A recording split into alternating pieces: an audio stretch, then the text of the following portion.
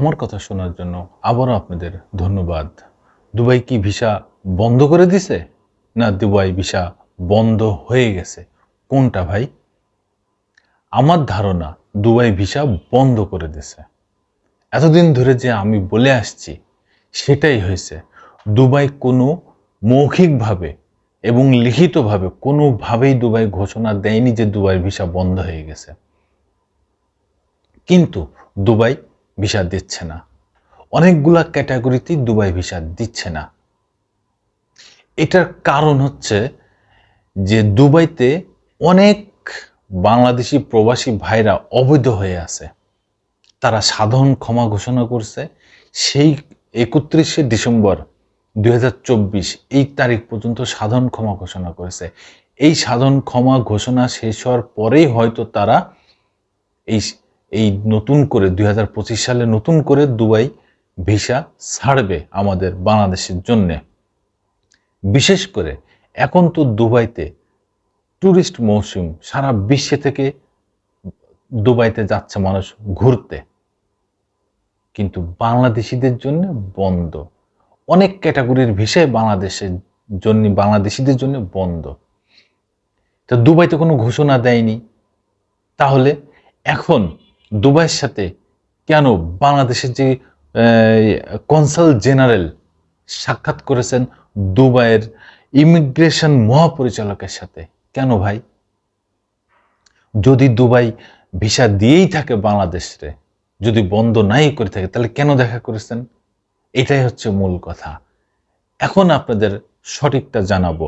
এই বিষয়ে ভোরের কাগজ একটা নিউজ করছে, কি বলছে একটু শুনি।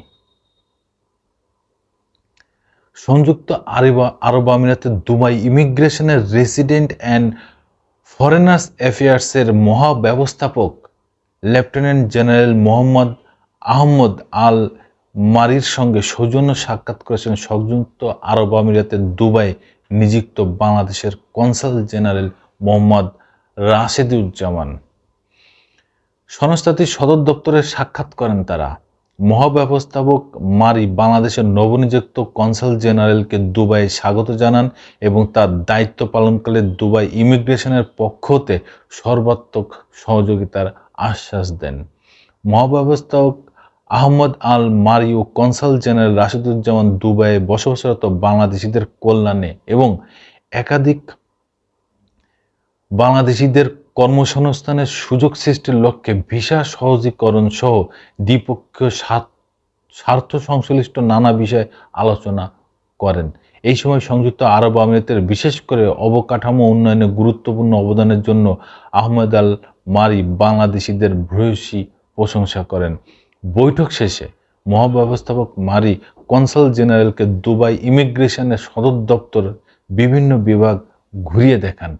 এখানে আরো তাদের কথা হয়েছে, এখন যে বাংলাদেশিদের ভিসা দিচ্ছে না, সেই ভিসাটা যেন দেওয়া হয় এমন অনুরোধ করা হয়েছে, ভিসাটা যেন সহজ করা হয় এমন অনুরোধ করা হয়েছে, এবং বিভিন্ন ক্যাটাগরির যে ভিসা আছে সেই ভিসাগুলো যেন দ্রুত বাংলাদেশ পায় সেই ব্যাপারেও অনুরোধ করা হয়েছে। তবে দুবাইয়ের যে ভিসা ইমিগ্রেশনের যে মহাপরিচালক মারি, লেফটেন্যান্ট জেনারেল মারি, তিনি বলতেছেন যে আমরা খুব শিগগিরই এটা দেখব এবং খুব শিগগিরই এটা সহজ করে দেওয়ার ব্যবস্থা করব।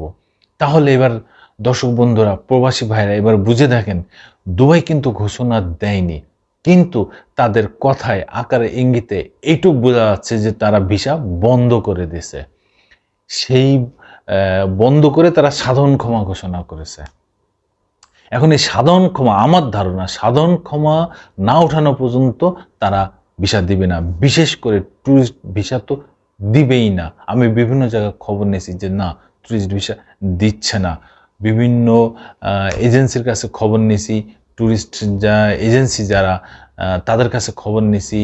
তারপরে আরও কিছু প্রবাসী ভাইদের কাছে খবর নিয়েছি, দুবাইতে খবর নিয়েছি, তারা বলছে কোনোভাবে ট্যুরিস্ট ভিসা দিচ্ছে না। তারপরে আরও কিছু ক্যাটাগরির ভিসা টোটালি বন্ধ করে দিয়েছে। তো এই জন্যই সাধারণ ক্ষমা শেষ হওয়া পর্যন্ত আমার ধারণা যে অপেক্ষা করতে হবে আমাদের বাংলাদেশি ভাইদের যারা দুবাই যেতে চান। এবং আরও একটা ব্যাপার, সেটা হচ্ছে আপনারা সঠিক তথ্য, সঠিক ইনফরমেশন না নিয়ে, না জেনে কোনোভাবেই যেন দালালের সাথে লেনদেন করবেন না। দালালের সাথে কোনো রকম টাকা পয়সার লেনদেন করবেন না। কারণ অনেকগুলা ক্যাটাগরি থেকেই ভিসা দিচ্ছে না দুবাই। সবাই ভালো থাকবেন, সুস্থ থাকবেন।